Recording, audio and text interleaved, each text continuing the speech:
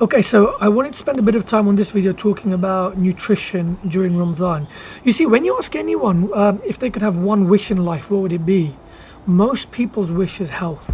Okay, you can get anything else you want in life. Money can really buy you anything. But the one thing that money will never, ever be able to buy you is good health. Fundamental of good health is good food, and what you eat, how you eat. Okay, and Ramadan's an extremely important time for that, because especially where we are right now, we have a 4-hour window, and the question is, do you eat to live or do you live to eat? Okay, very, very, very important question. Just ask yourself, do you live to eat or do you eat to live? Okay, eating to live is the most important thing you can do, because then you start looking at food as a fuel source as opposed to anything else. Yeah, we all need to enjoy food, we all need to have fun with our food, understand that, but the primary reason to eat is to be able to live. Okay, so how do you fuel yourself up ready for the next day? And again, when we only have 4 hours, that is huge. Okay, how you plan your meals, again, failing to plan, planning to fail. Okay, when you break your fast, most important thing you can do is break your fast with some dates and with some water. Okay, that initial surge of sugar with some water, best thing you could do. Wait a little while, pray, and then go back to have your meal. Okay, always have a little bit to eat. Okay, get your body used to it. Your body hasn't eaten for what, 15-20 hours, and all of a sudden don't pound it with food. Give it a little bit of food. Okay, let the acid start working, and then come back to your main meal. So great thing to do is have a very, very, very small amount to eat before you pray. Go pray and then come and eat. Okay, best thing you can have before you pray is a few dates with some water. Okay, really, really important. Okay, what do you eat for your main meal? Okay, best thing you can do is make sure that you've got a plate full of well, not full of, okay, portion control, very important. Okay, again, a really big thing in Ramadan is being able to eat your food but space it out. Okay, don't overeat, don't feel bloated, because if you feel bloated, you won't be able to have any more food, and hence you won't be able to make the most of the few hours you have. Okay, so eat in small portions, eat well. For your main meal, make sure on your plate you've got some veggies, you've got a source of protein. Lean proteins are very important, and also make sure you've got a source of carb. Okay, so 3 things in your plate: proteins, veggies, and carbs. Okay, have lean proteins. Okay, so things like chicken, things like fish, things like eggs. Okay, when it comes to carbs, okay, things like sweet potato and brown rice and brown pasta are so much more nutritious and so much better for you than having white rice. One of the probably biggest things you can do this Ramadan is make the switch from white rice to brown rice. Okay, it takes a bit longer to cook, it really does taste nicer.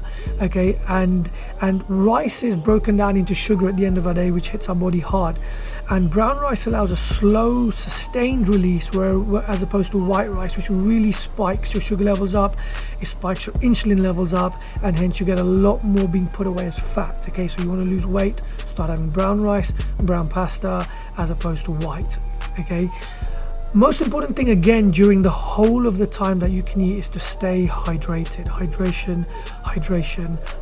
Okay, when you break your fast, I said have some dates and water, and just keep on sipping water throughout the whole night. Okay, until you go to sleep. Okay, aim for 2 liters of water a day. In a normal day we aim for 3. In Ramadan, still aim for 2. It'll really help you during the next day. Okay, whatever you're doing, just have a bottle of water with you, take it wherever you go, just keep sipping. Veggies and fruits have a high source of water, so by having them you're hydrating yourself as well. Okay, so one of the most important things in Ramadan is keep drinking. Aim for 2 liters of water every single night, and you'll find that the next day goes really, really well. And if you miss it out for a night, you miss out for a second night, the fasting's just going to get tougher. It's going to get tougher and it's going to get tougher. Okay, so make sure the most important thing this Ramadan you do is you stay hydrated. Okay, with that, a lot of us tend to have a lot of teas and coffees. Problem with teas and coffees with the caffeine is it acts as a diuretic. So it tends to make you pass out a lot more water than you normally do. So on one hand you're trying to hydrate yourself, but on the other hand you have tea, which kind of dehydrates you. So stay away from any tea. I mean, you're going to have a little bit, but just, okay, again, have everything within reason. Okay, very small amount of tea or coffee, but don't have that much. It's really going to dehydrate you. It's just going to counteract everything you're trying to do with the hydration. Okay, so avoid teas, avoid coffees. If you're going to have teas, go for herbal teas, green teas, things like that, but avoid normal teas. Okay, Also, while you're eating, avoid trying to drink too much water while you're eating. What tends to happen is as you drink more water, you will lower or you'll dilute the amount of stomach acid you have. So the less stomach acid you have, there'll be less to work on the foods you have. And the point of the stomach acids is to really kind of get everything out of the food you can. So a good thing is that, yeah, drink water while you're eating, but don't over drink while you're eating. Let your stomach really work on the food you've got in to get all the nutrition that it can out of there. Okay, so yes, drink well, but don't drink that much whilst you're eating. Okay, in Ramadan we tend to have a lot of junk food, right? Junk food, fried food and things like that. One of the biggest thing that fried foods and junk foods does, it just kind of gives you empty calories. It just kind of really fills you up quickly. It makes you tired. It just wears your body away. One of the biggest things that we can do generally is to cut down the sugars in our body, cut down the junk food, cut down the fried food. And it's an awesome time to start that. I mentioned in the last video, habits are life. Okay, set these habits from now.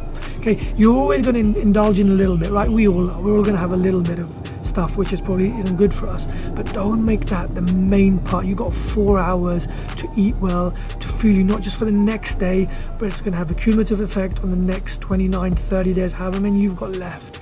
Eat well, really spend that time eating well. Okay, overeating on the wrong foods can obviously make you feel bloated. Problem about feeling bloated is you won't be able to eat anymore, so you'll go to sleep thinking you're full, but you actually won't be full. Okay, and if you wake up in the morning before Namath to eat, again, a great thing you can eat is try and have a good source of protein and a good source of carbs in you. Okay, that'll fuel you for the rest of the day. Okay, any questions you have, just type a message below if you're on Facebook or even if you're on YouTube. If you think this will help anyone else, please share. Also, please subscribe to the YouTube channel below, and that way you'll get a lot more of these videos which are going out. And please interact. I'll always reply to you in person. Okay, great. Hope you have a great Ramadan. I'll send you my next video on exercise during Ramadan, and inshallah have a great Ramadan.